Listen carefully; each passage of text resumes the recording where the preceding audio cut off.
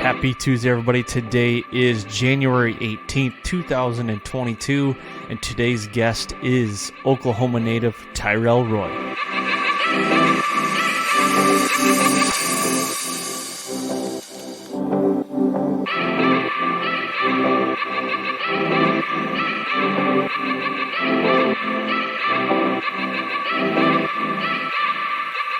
Welcome to the Fall Podcast. I am your host, Aaron Blasey, and today's episode is 197, and today's is a good one. Today's guest is Tyrell Roy from Oklahoma, and the reason why it's a good one is because Tyrell is relatively new to bow hunting, and his resume is unbelievable since 2014. Let me just hit you with a stat.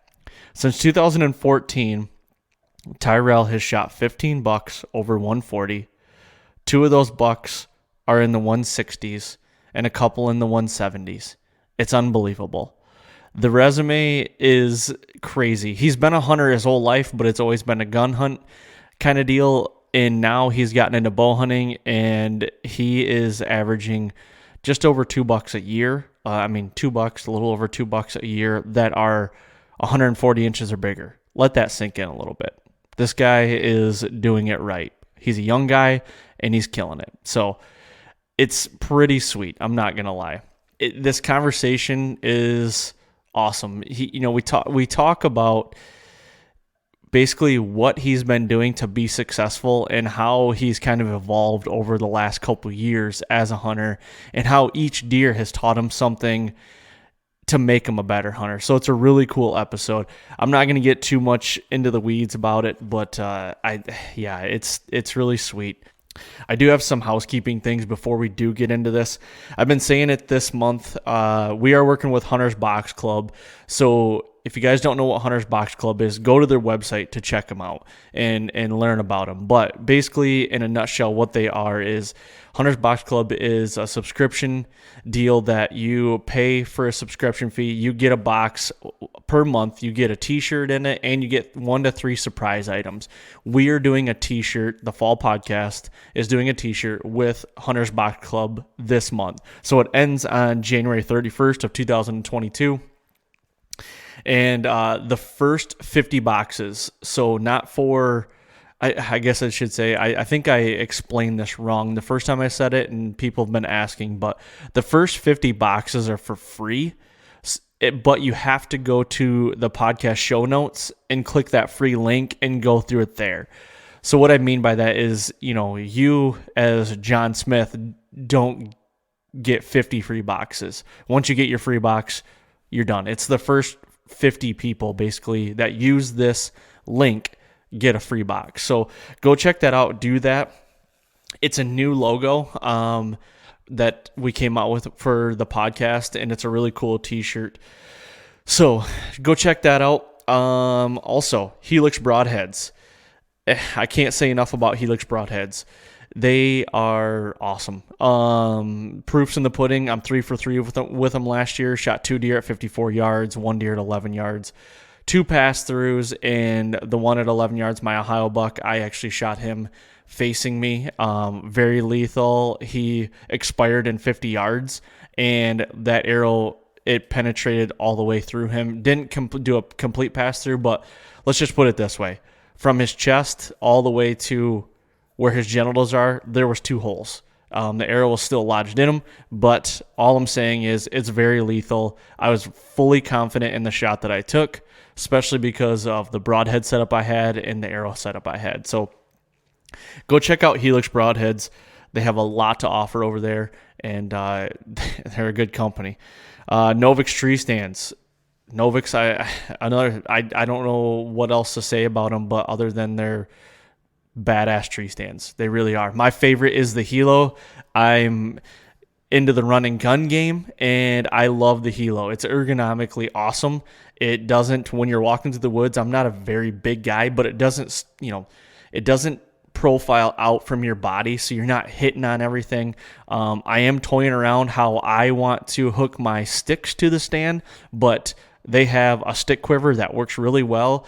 I just want to be a little more low profile, so I'm gonna experiment with some things for next year. But I mean, these things are awesome. They are comfortable, they are efficient, they are quiet, and they are just downright badass. So go check out them, Novix Treestands, at novixoutdoors.com. Yeah, I think that's all we got for this week. I don't think I'm missing anything. So, yes, go check them out. And I want to get over to this interview with Tyrell. So, here it is. I'm going to let it run. All right, welcome back to the Fall Podcast. Today, I've got a special guest, Tyrell Roy from Oklahoma. Tyrell, thanks for coming on, man. I greatly appreciate it. Yeah, no problem. Thanks for having me. Definitely, man. Hey, I was talking to Cameron Durr from Exodus. I just kind of told you this off record, and kind of how I heard your name. Honestly, I didn't know anything about you until he brought you up. And when he started dishing out your resume of what you've done with a bow and short notice, like in the last 6 or 7 years, I'm like, holy shit, I got to talk to this guy. So that's when I reached out and I'm like, hey, I need you on here, and you're gracious enough, man, to carve out some time tonight, and I greatly appreciate that. So, I guess first and foremost, let's get into talking who you are. Like, what do you do? Obviously, people know you're from Oklahoma now because I just said it, but what do you do for a living? How old are you? And just kind of give us the 411 of you. Yeah, all right. So, my name's Tyrell Roy. I live in Oklahoma, obviously, and I farm for a living. Okay. So I didn't really grow up farming. But my dad was a general contractor. My grandpa had some cows and some land, but I kind of married into this. So I've been farming for the last 5 years, probably. Okay. 4 or 5 years with my wife's side of the family. So that's what I'm doing now. I got you. What kind of farming are you doing out there in Oklahoma? And where we're at, it's pretty much all wheat. And our business is we're certified seed wheat dealers. So we grow wheat, harvest it, clean it, bin it, and then sell it to farmers the following year for their seed stock, basically. I got you. Yeah. That's really cool. So mostly, like, around here, it's almost all wheat. There's some other, like, summer type crops, soybeans, milo, some corn once in a while, but mostly it's just all wheat. I got you. What part of Oklahoma are you in? So I would, like I say, like I'm in the northeast corner of the northwest quarter of the state. Gotcha. If that makes any sense. Yep. How far are you from Kansas then? Like the southern border of Kansas? So my house is probably 25 miles from Kansas, and we have some property in Kansas. Yep. I gotcha. So getting into the hunting side of things, did you grow up a hunter, or were you a gun hunter or something like that, and just started bow hunting late in life? Like, how did that all work out? So yeah, it's probably good to preface this conversation here. I did grow up hunting. My dad didn't hunt so much, but my mom, she grew up in Northern California, and her family were big hunters. They did a lot of mule deer hunting. They weren't that successful, I wouldn't say, but they did a lot of hunting. So she was, and she still is, a very passionate outdoors woman, and my dad is too. But growing up, I was raised pretty, I don't know, conservatively, you might say. Okay. Like, we didn't have a TV. We didn't have, like, I wasn't watching Monster Bucks. Like, you hear a lot of guys' stories how they were watching whatever it is. But, like, I grew up, like, not watching anything, no social media, nothing like that. And so, like, I remember my dad, the first deer my dad shot that, like, I remember is, like, I was 8 years old. He shot this big old buck with a 30-30, but he didn't. He just, went out a couple times around Thanksgiving, and that was about it. Mm-hmm. And so, and kind of like growing up,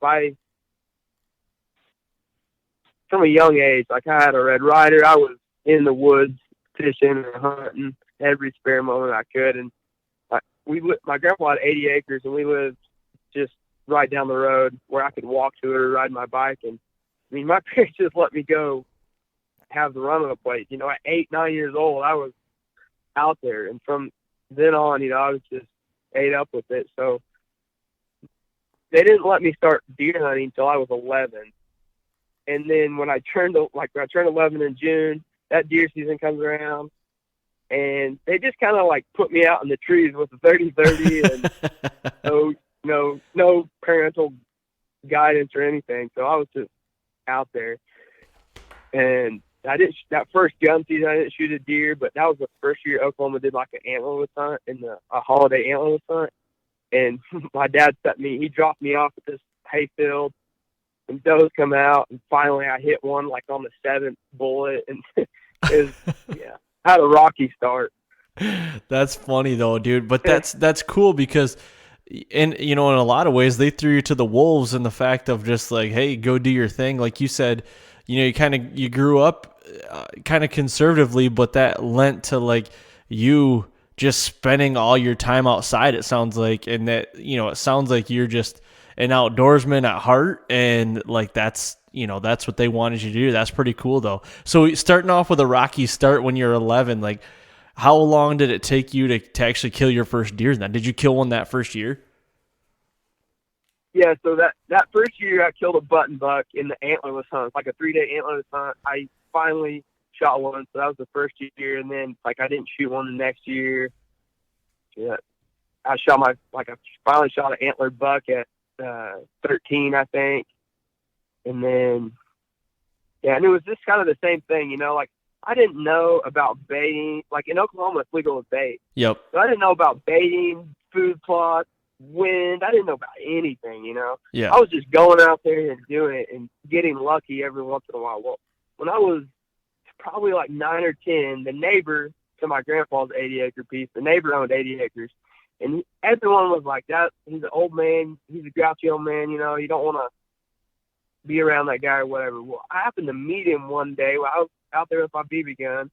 He was on the other side of the fence, working off the fence. So I just went up to him and started talking to him, and he like took me in. He was he taught me, like he wasn't a deer hunter. He was a big bird hunter. He was a Vietnam vet, and he was he's a nice old man. But I would walk up. I mean, like 9 years old, I would go to his place at like 6 in the morning in the summer, and then we would sneak out to his back pasture and watch these bucks coming to eat his apples. No kidding. So he started teaching me about like, these deer coming to food, a food source. Like I'd never. And at the time, like I didn't know, but later, through the years, I started putting that stuff together, and he had a big impact on my hunting, I would say. So when you were little and watching these deer like with this guy, did you ever see any big bucks? Do you remember like seeing like big bucks? Oh. Did they feel like they were big then, or like looking back at it now, were they like, oh, those are just kind of whatever bucks, or were they like really big deer? No, I mean they were big deer. I live in like the northwest part of the state now, but I grew up like east of the Oklahoma City, so it'd be a little east of like central Oklahoma. Okay. Like on the east side, yeah. So, and out there, it's like there's big deer, but there's really high hunting pressure, the smaller tracts of land, and it's all timber. So it's just way different than up here. Mm-hmm. But there's some really good deer around there. And like I said, my dad, when I was 8 years old, my dad shot one that was over 160, just a big old gnarly deer. And then, so when I would go watch these deer in velvet, there were some absolute giants coming in there. And his 80 acres was like, it was like a wildlife paradise. He did everything right on it and did it just for the wildlife. And he didn't deer hunt. So, I mean, it was like a sanctuary.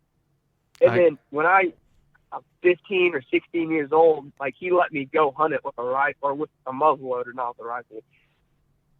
So, and I never shot anything over there, but it was just one of those guys that had a major impact, like on my hunting. I mean, obviously my passion for hunting comes from my mom, mm-hmm. but he kind of like had an impact on directing it, I guess.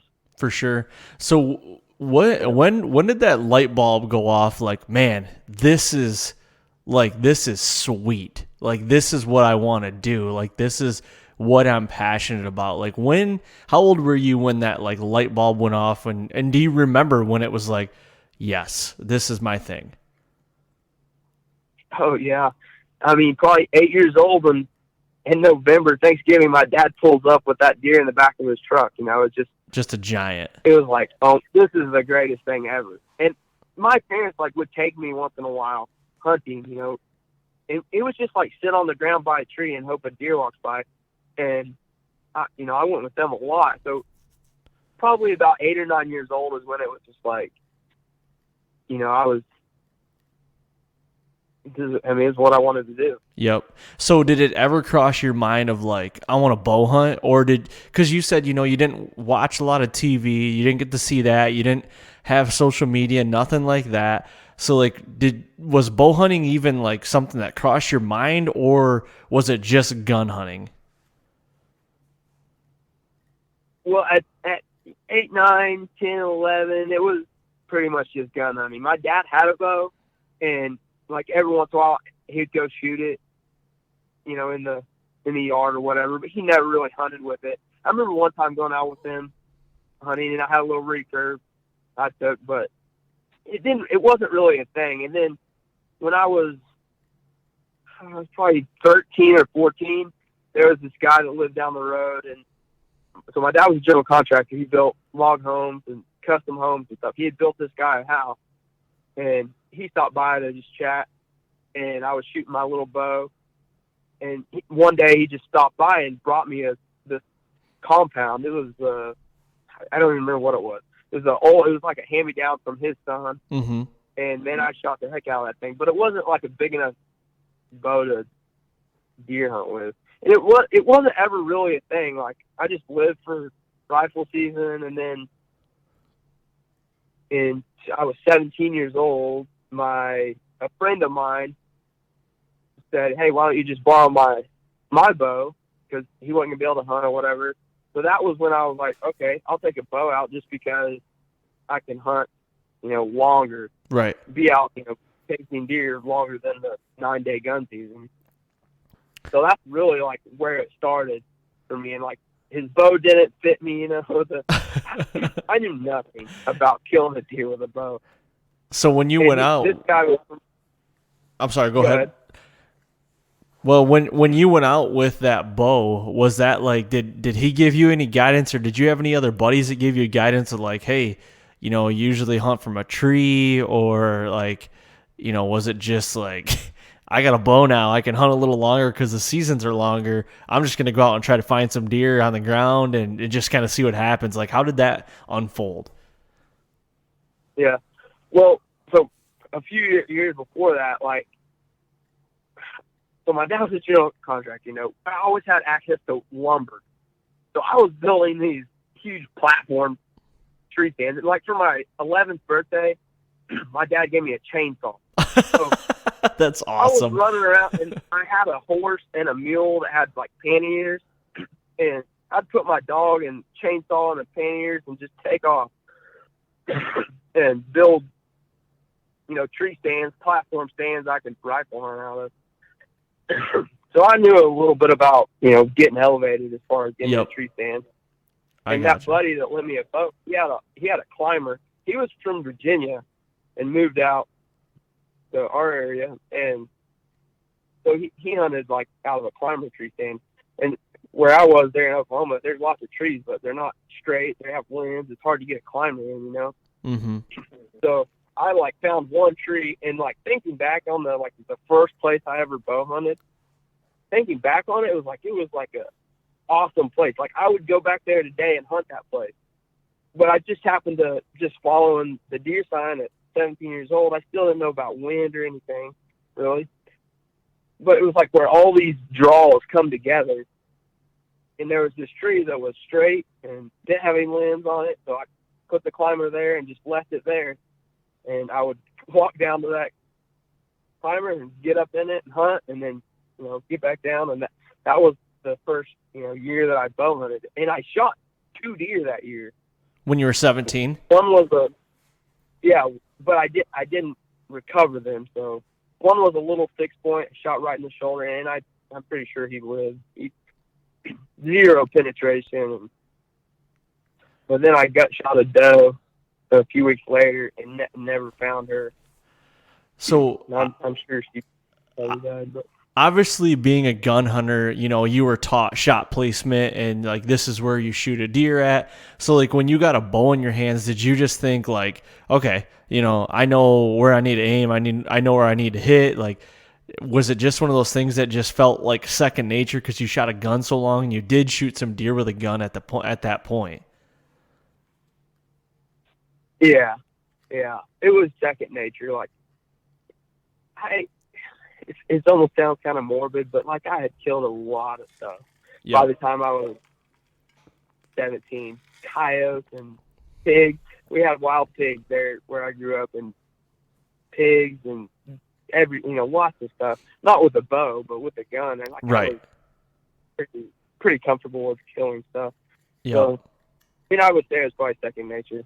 So that year when you were 17 and you shot 2 deer, you shot a buck and a doe, couldn't find them. How discouraging was that for you? Like, was that like, did it feed the fire more, or was it just, damn it, like that sucks. Like I don't want to do this anymore. Like what was your feeling like there?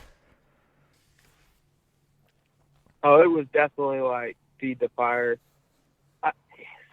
So I don't know if you talk about this or not, or think about it or whatever, but there's like nowadays, and like the more people I'm around now, the more hunters or whatever, we have like these preconceived like ideas Yep. of how things should be or whatever. Well, at 17, like very little influence from the outside world. I didn't think about, like, it wasn't a bummer to me. I was doing what I loved to do. Right. And I shot that first buck in the shoulder, and I was like, okay, can't shoot him in the shoulder. The next deer I shot was too far back. So, I was like, okay, I need to be up tighter to the shoulder, but not on the shoulder. It was like definitely feeding the fire. It wasn't discouraging at all. Right. Just something that was like, hey, I want to, this just like motivates me more to be more prepared and want to do it more. Like I could totally see how it would be that way, but I also could see how you could get really discouraged, or anybody can. Like hell, I get discouraged if I miss a deer or wound a deer now, but it's like I could only imagine just getting into something, especially at the age you were at, 17, 18, like you knew, like you had good wits about yourself. Like that, I could see where that would be like demoralizing to someone getting into it like for the first time and it just not going the way they expected, and it be like just demoralizing, if that makes sense. Yeah. Well, yeah, I mean, yeah, definitely. If I shot a deer and didn't find it now, I would feel way worse about it than I did at that point. For sure. Because the respect that I have for the animal now is way higher than it was at 17. Yeah, there's a lot of different things. At that point, I was just trying to kill stuff.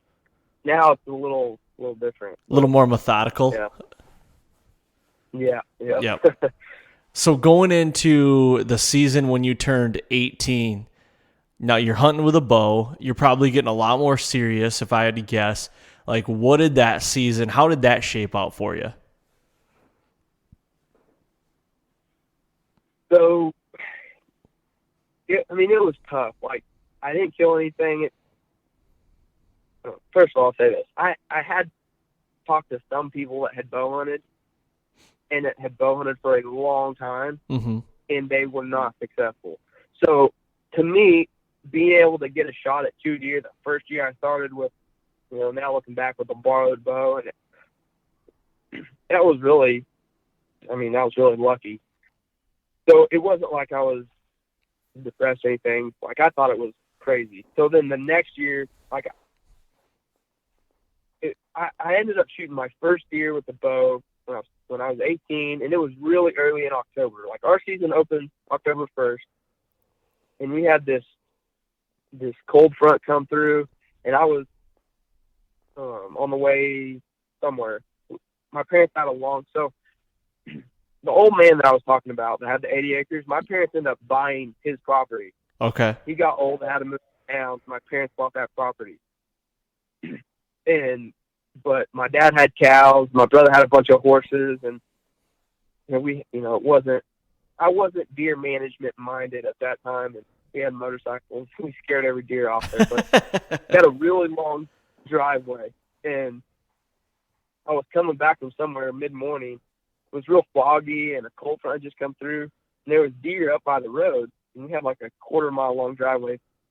And I knew, like, what they always do. They came from across the road, go down our driveway, and then cut across this, like, 10-acre field we had, worked across that fence line, and then into the woods by the creek. So I floated up to the house, got my stuff, and was going to cut them off on that fence line. Sure enough, they cut across that 10-acre field, hit the fence line, and there was, like, 5 or 6 does and a little 6-point. And they're just working that fence line, headed north, and I just got lucky. I didn't know about the wind. I wasn't playing the wind or anything. I was just on the other side of the fence row. They were working up it. At that point, like, there was a bunch of does and a buck, and I wanted to get my first kill, but I also didn't want to shoot a little buck. Right.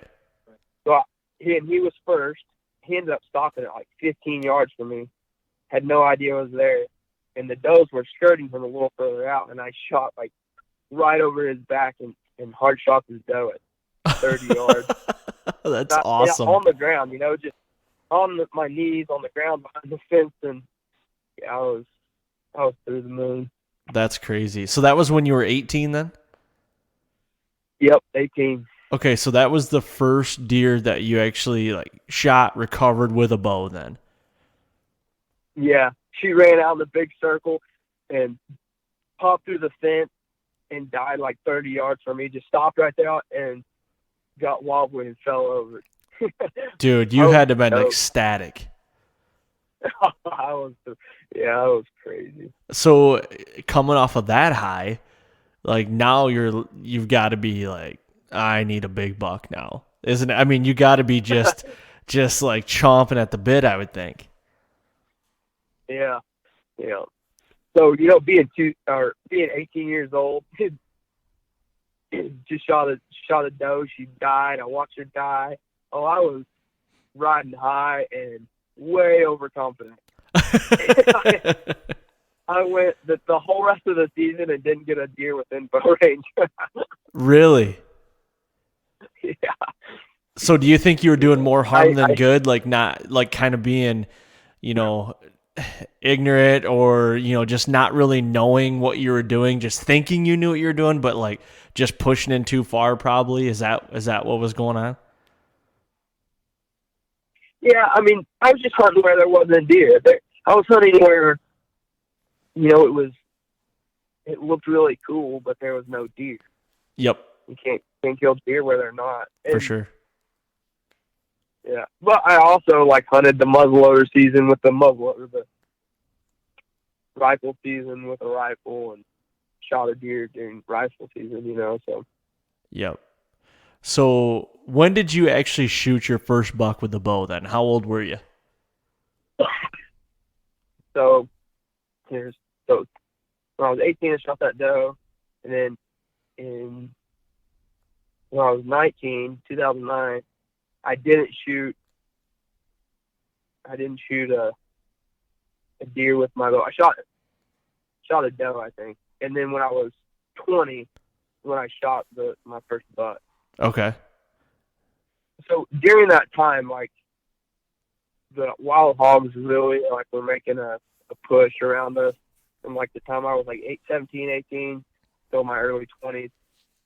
And I would shoot literally hundreds of pigs, mostly with a rifle, but I shot a pile of them with a bow. Uh-huh. So that really honed my skills, I would say. Just getting close to animals, killing them, learning my equipment. So the first year I bow hunted, my buddy let me borrow his bow. The second year I bought a bow from a guy, and it was a Parker. I don't even remember what model it was. He had some fancy looking carbon arrows, and then I went to a bow shop and had him fit my draw length and cut my arrows down and stuff. So I was a little more efficient. And then I started shooting lots of pigs and a few deer. That one year I killed a couple dozen. The year I was 20, I was knocking on doors like crazy to get permission on places to pig hunt, and lots of people let me pig hunt, but no one wanted me to deer hunt. But I finally got permission on this farm that was like 15 miles from my house, and this guy had 160. He had 160 acres, and across the road he had an 80-acre piece, and there was a lot of deer on it. And so and it was early. I got permission like in early October, and was going in there scouting, and I found this tree. So I set up like an observation set, and there's this bachelor group of bucks came out to this tree. It was a small oak tree, but it was just dropping acorns like crazy, and they were hammering it. So the next day I moved a little closer, and sure enough, they did the same thing, but the bigger buck didn't come in. He stayed out a little ways, but these two smaller ones came by. They ate at the tree for a while and then came right underneath my stand. So the very first buck I shot him like beside the spine, came out his brisket pretty much straight underneath me. No kidding. Yeah, I didn't get to see him fall over, but I heard him crash. He didn't go 50 yards. Yep. Yeah, it was this little 8-point. Yeah. So when you're in your 20s now, you're 20. You were 20 when you killed your first buck with the bow? Is that what you said? Yep.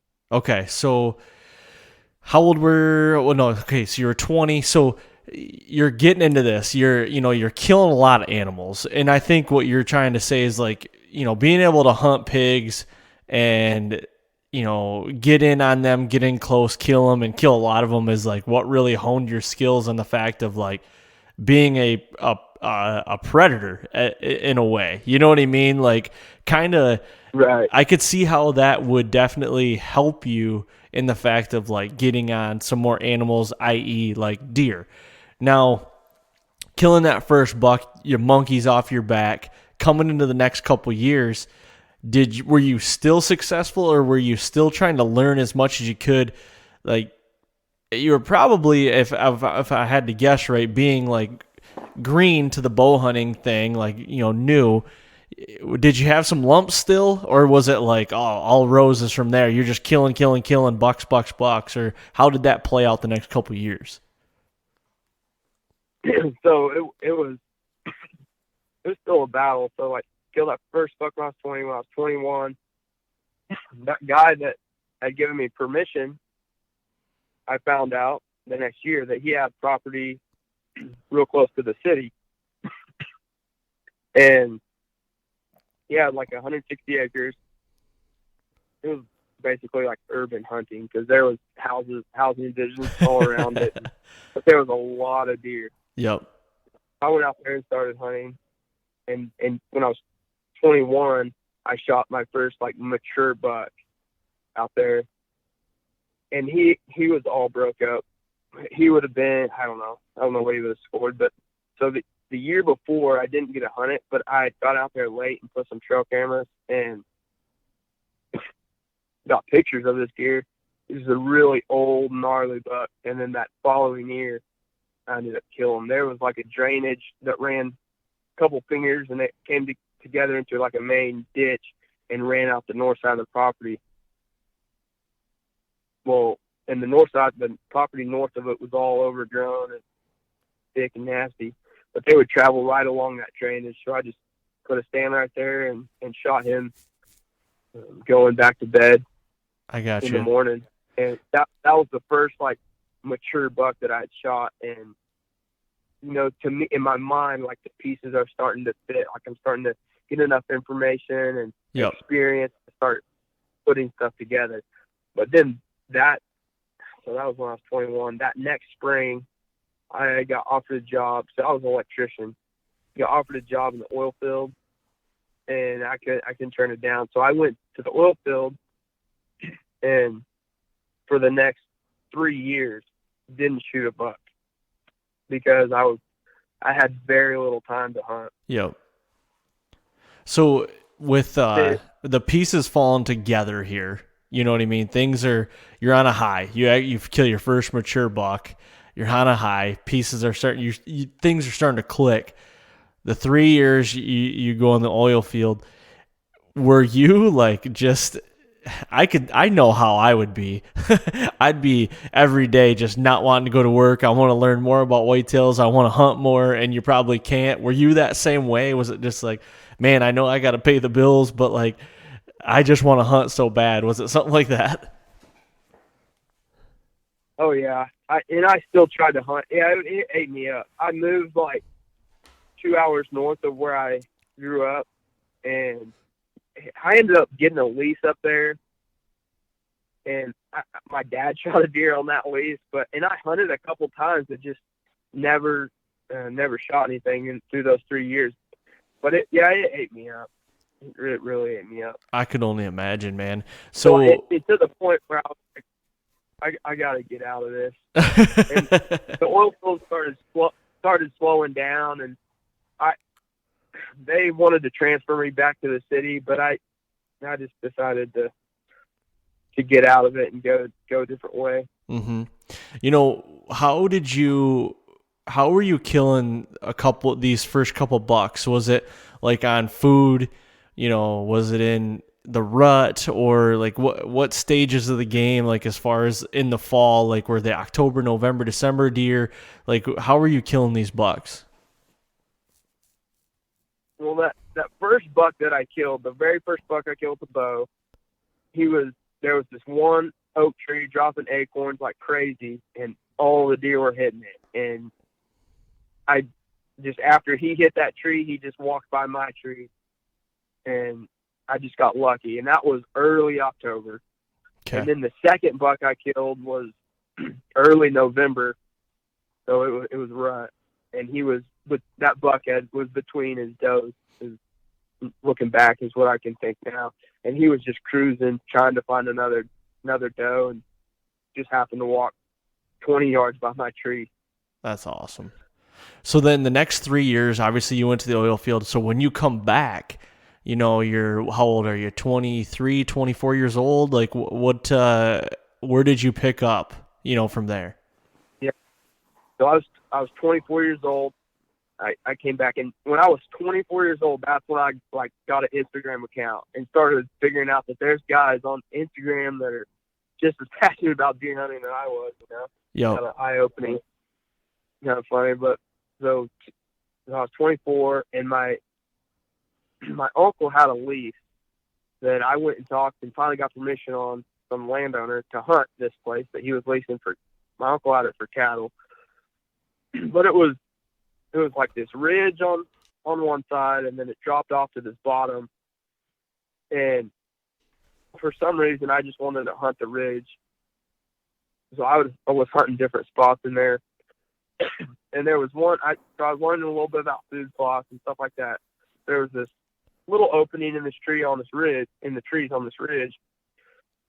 So I planted some clover in there. And I mean, it was literally 30 yards by 30 yards, maybe. It wasn't very big. Yep.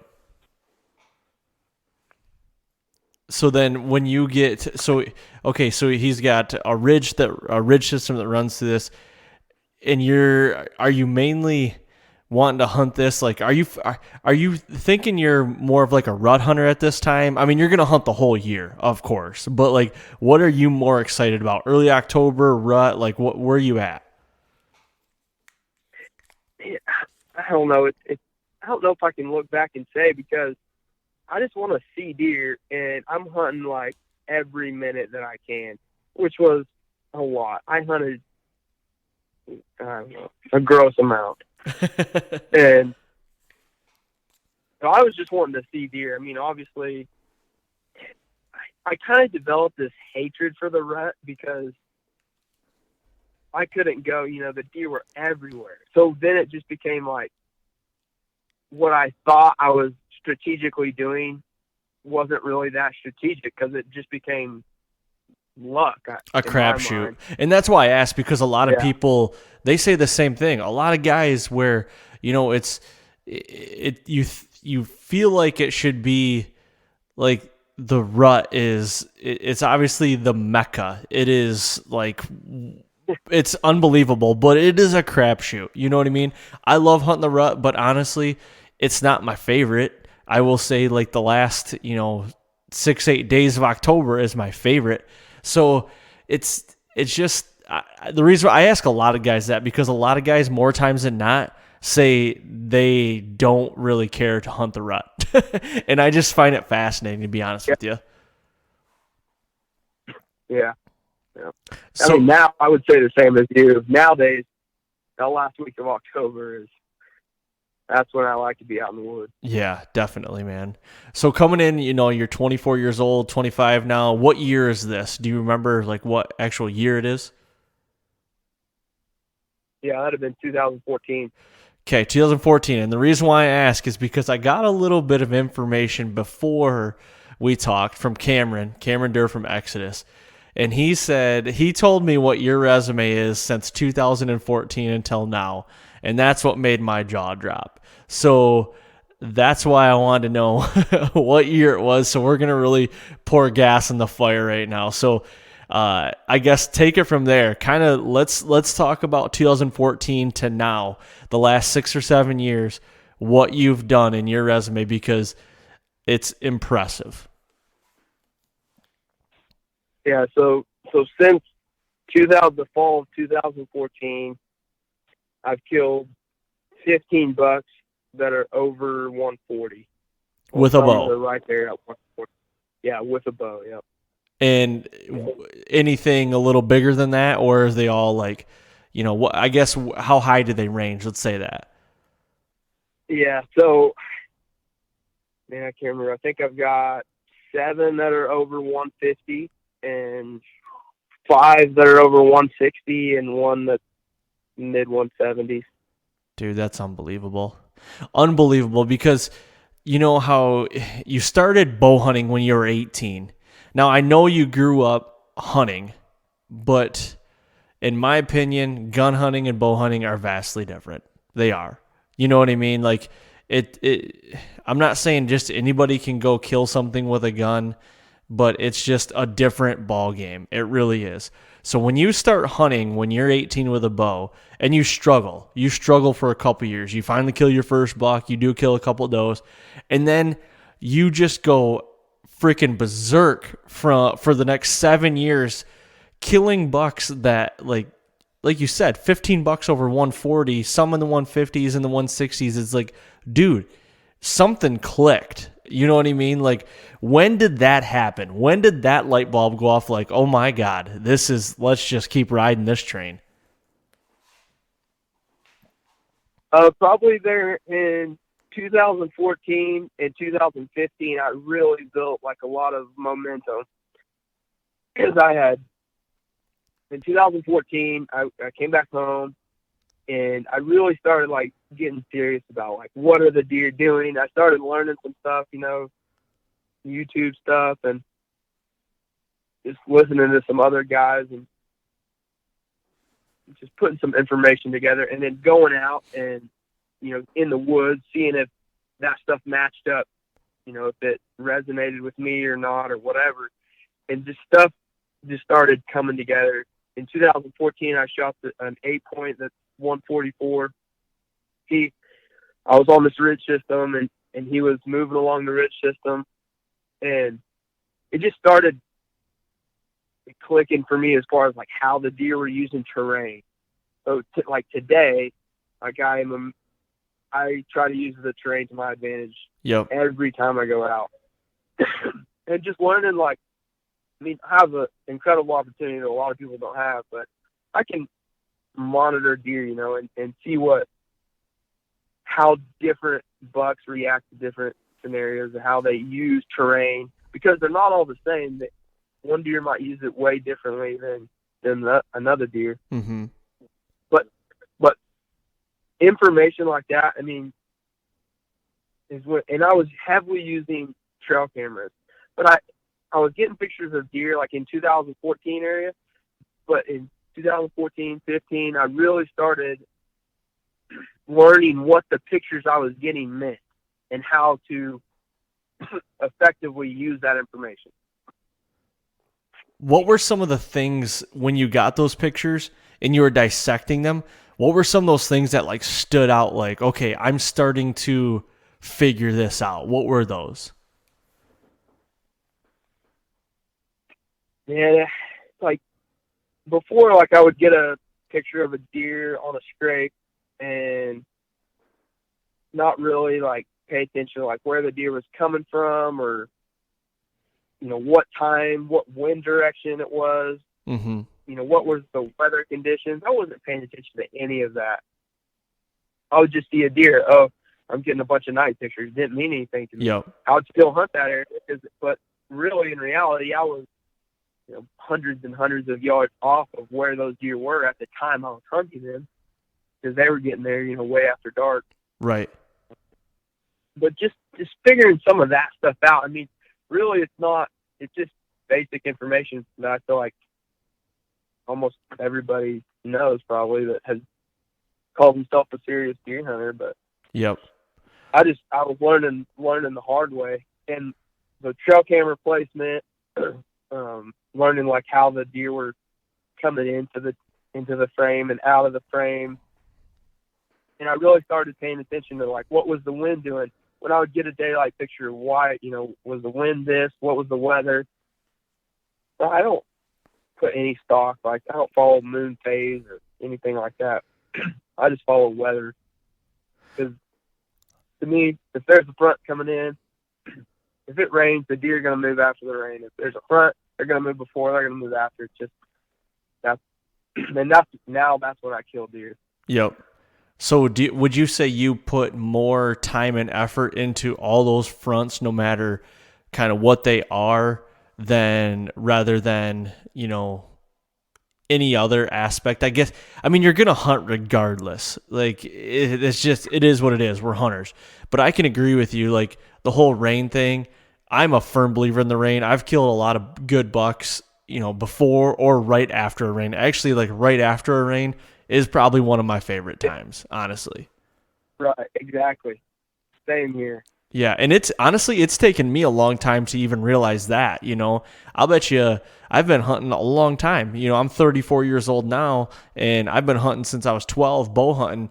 But honestly, where I grew up in Michigan, we were all bait hunters. You know what I mean? Like I hunted one piece of ground on a bait on one stand until I was through high school. You know what I mean? It just wasn't a thing. We didn't have social media. We didn't have YouTube. We didn't have anything like that. So it was just, you know, what your grandfather, your dad, or your uncles taught you, you know, and that's what everybody did around here. So honestly, and I didn't really start learning until I started going out of state, you know, and hunting out of state pieces and getting out of Michigan a little bit. And that honestly made the Michigan hunting easier for me.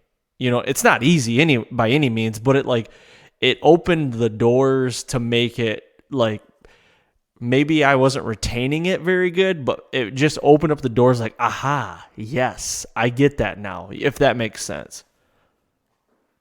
Right. Oh, yeah, absolutely.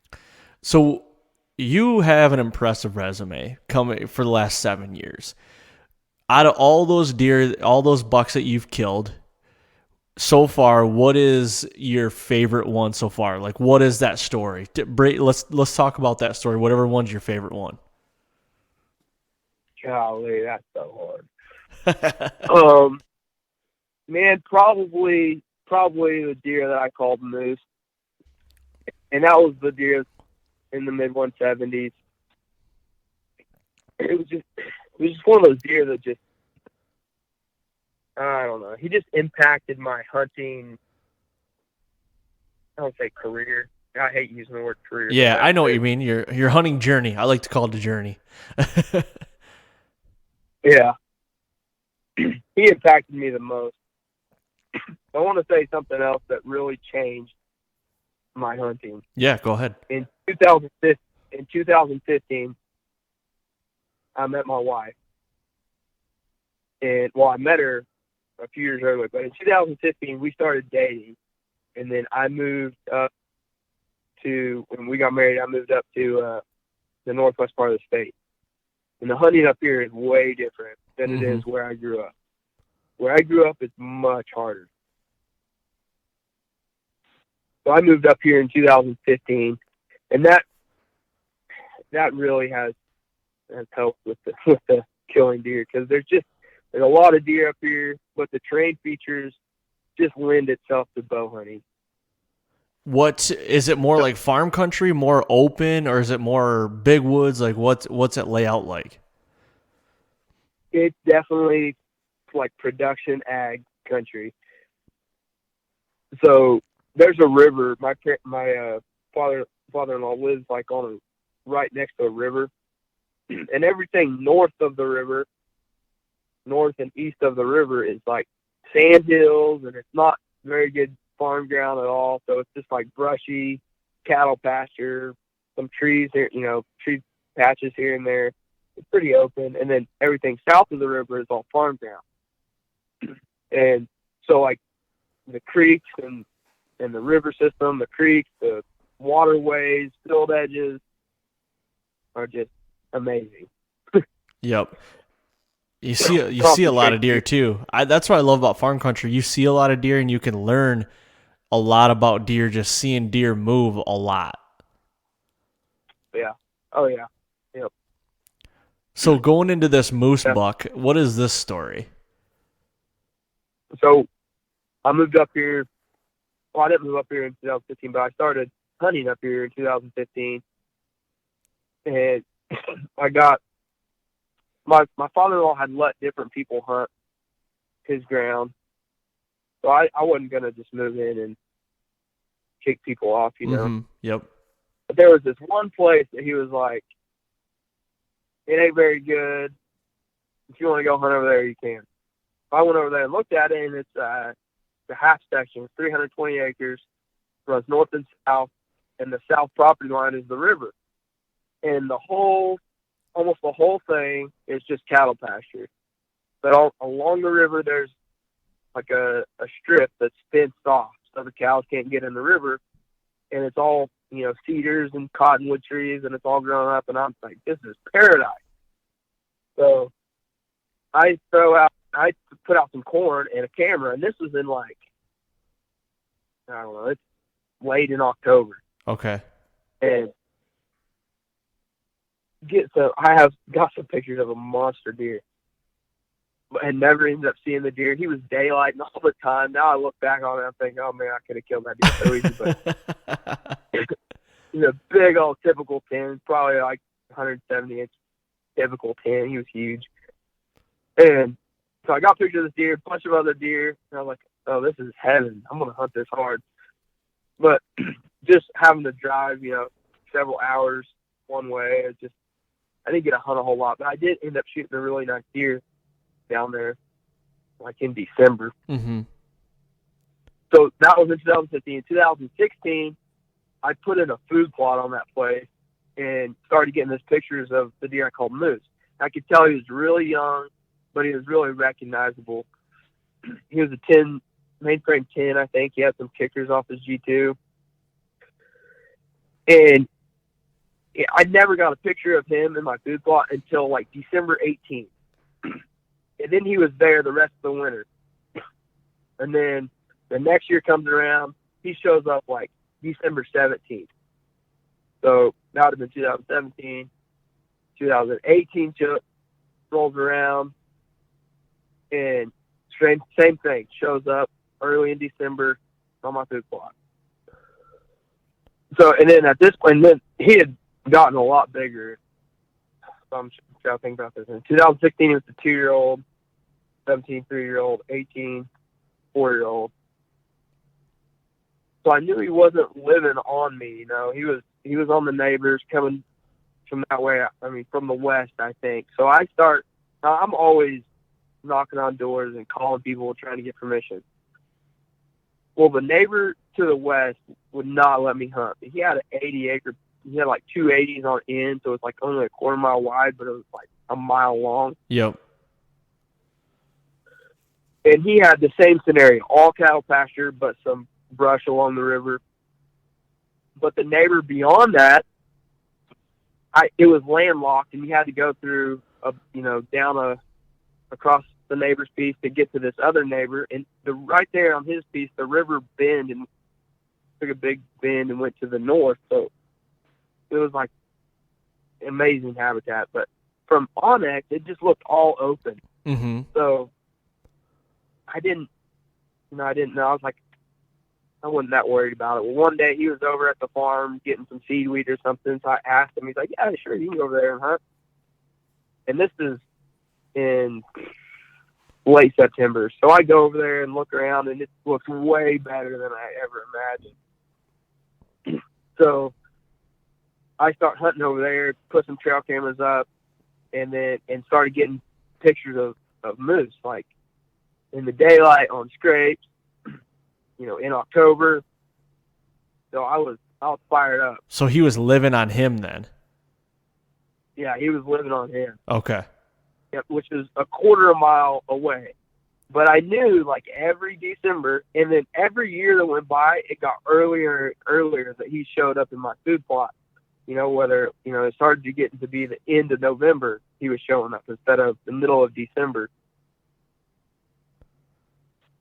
So that was 2019. And in 2019, so I got permission in 18. And then going into 19, I was like, moose or nothing. So I put cameras all over that place, got a bunch of velvet pictures of him. And I was ate up with this deer. Yep.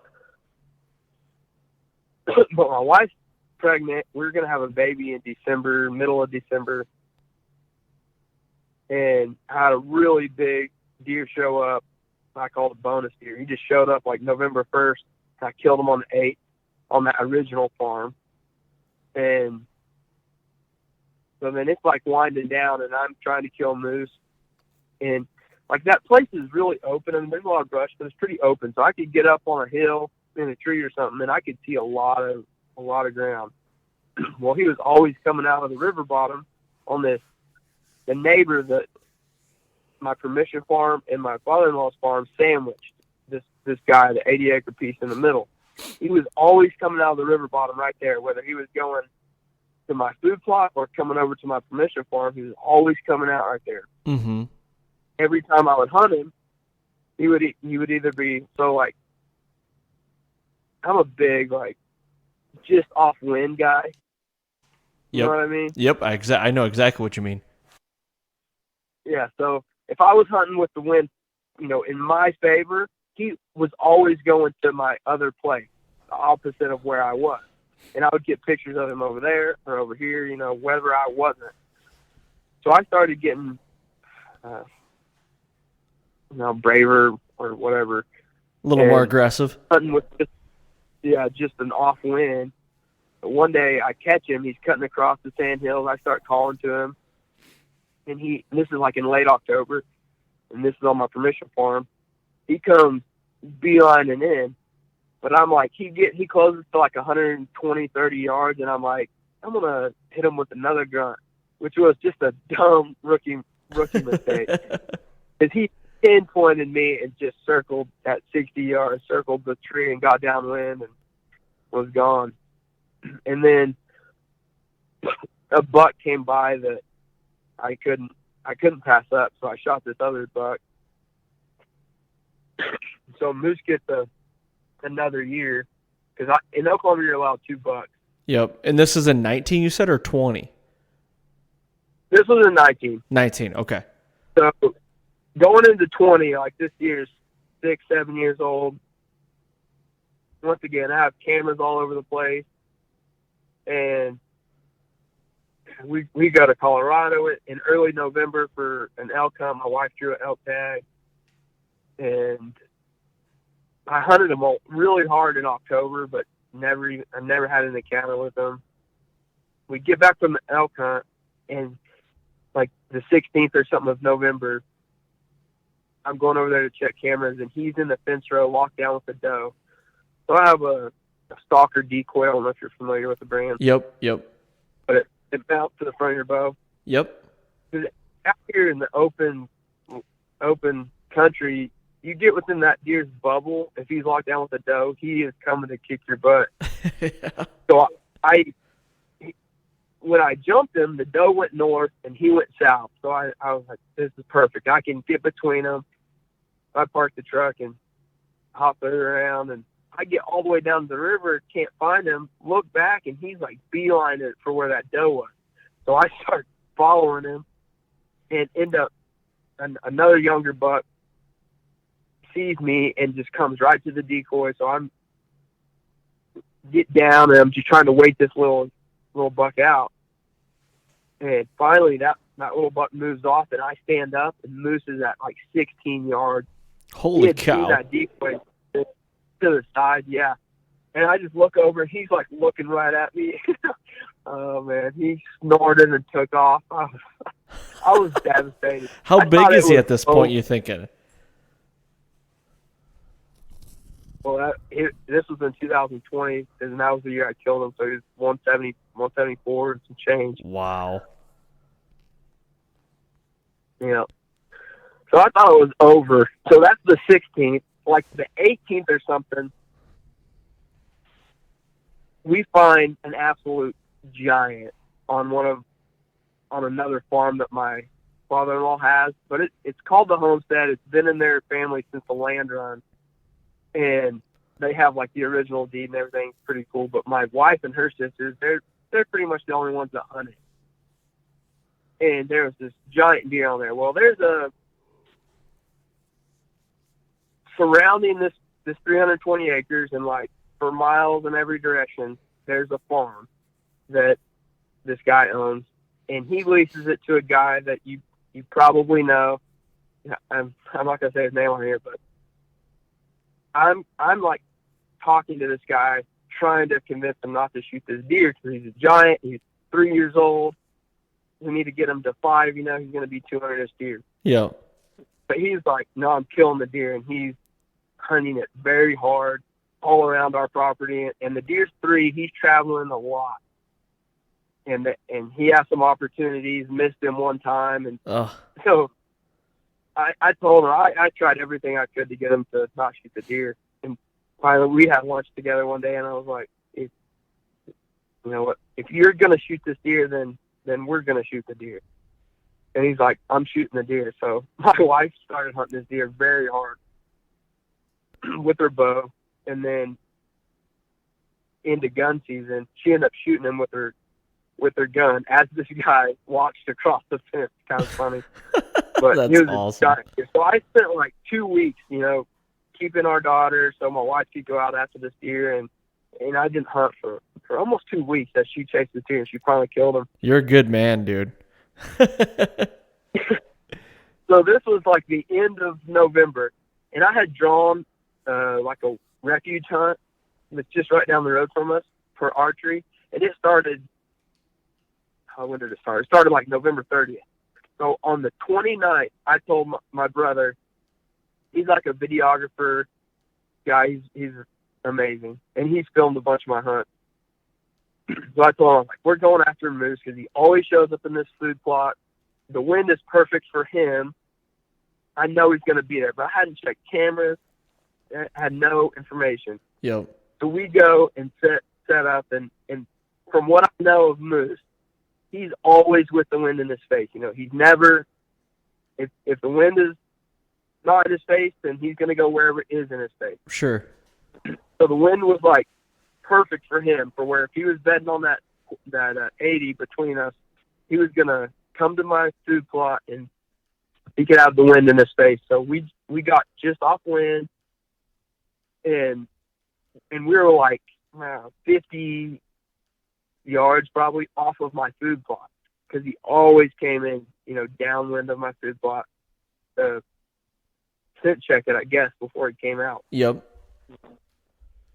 So we're sitting in the tree, a bunch of deer come out, and some have smelled us. A couple young bucks have smelled us. But, I mean, that's the risk you take.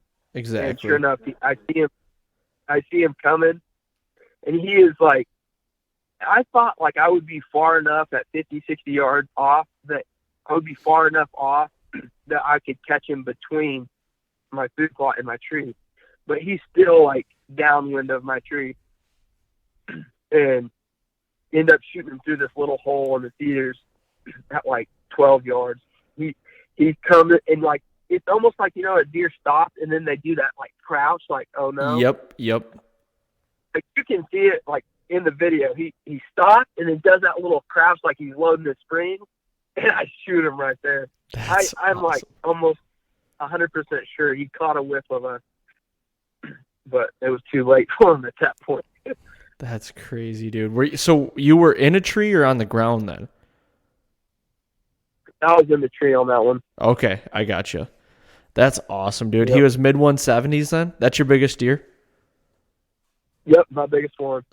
Dude, that's unbelievable. What you've done in 7 years is not a lot of people say. You're averaging over $2, just over $2 a year that are over 140 with a bow. That's crazy.